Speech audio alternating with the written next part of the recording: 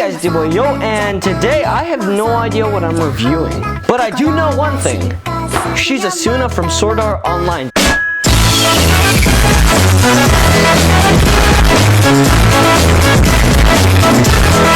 Now, Sword Art Online I know nothing about. I know it's probably a good anime, but you want me to be honest with you?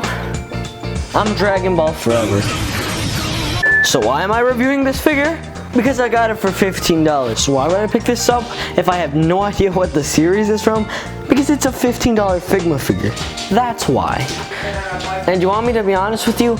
After actually getting the figure and actually having it with me for a long time, I can tell you that this figure is pretty cool. And I can tell you, the painting and the sculpting on this figure is amazing. All of it just screams anime and very nice detail.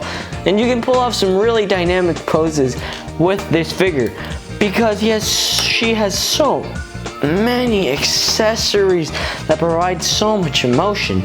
And talking about accessories, we might as well get into those. As for accessories, she comes with quite a bit. One of her accessories include this nice sheath for her sword.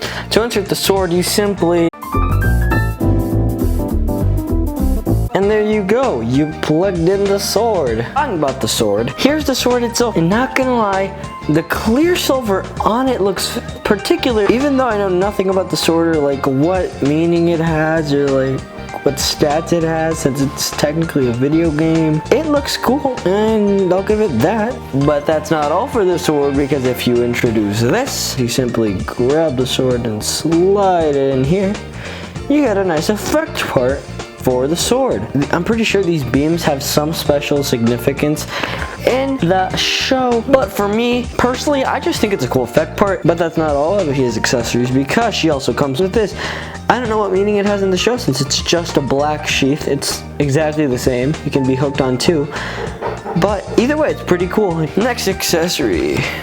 As for faces, you get an angry face, another one being her smiling face, and a blushing face. Next, we have to go on to the hands. For her hands, you got two open hands, two grabby hands, two extended grabby hands, two fists, and two relaxed long hands. This isn't much of an accessory, it's more of a like detail, but since I lost one of them, I guess it could count as an accessory since it can get lost. You don't want to lose these. These go between the hands and the plugs that go into the hands, and you don't want to lose them. Point is, yeah, very sad story. In my opinion, her accessories, they're perfect. She doesn't have too much, but she doesn't have too little. So it's a perfect balance that makes the figure not too expensive yet not too cheap, and it also makes it feel like a nice figure. So I feel like the accessories are really good, and they really chose a good ratio, and they did choose the right accessories to give this figure, except with the one minor complaint being this. I don't really find a use for it.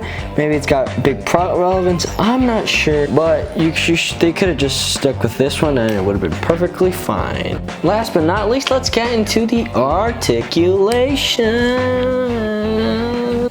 Her head can move up this far and look down this far. Ball joint at the head. Her hair is on a hinge which can go up this far and go down this far. A ball joint up here. A ball joint down here. Rotation at the arm. Her arm can bend. Her arms can extend this far. She has a hinge at her arm, and it could also go side to side. Her legs can kick up this far, go back this far. Which reminds me to mention her dress is on a ball joint right here and a ball joint right here, so it's separate. She has a knee bend, a ball joint at her thigh, and lastly, a hinge up and down and side to side at the feet. For the articulation, this figure is pretty good.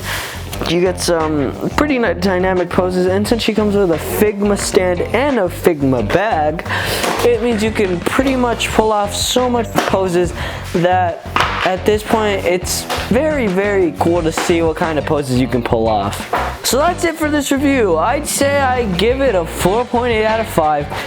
because I got it for cheap and it's a great figure. It's actually one of my favorite figures, because I got it at such a great price. Stop looking at me like that. So the articulation, the accessories, the poses, the amount of stuff you can actually do with this figure really make it a great figure and a great buy and a must-have if you are a Sword Art Online fan, I guess. Which concludes this review, so if you want to subscribe, like, it really helps the channel grow. Thank you so much for watching. And remember, don't do cocaine pills.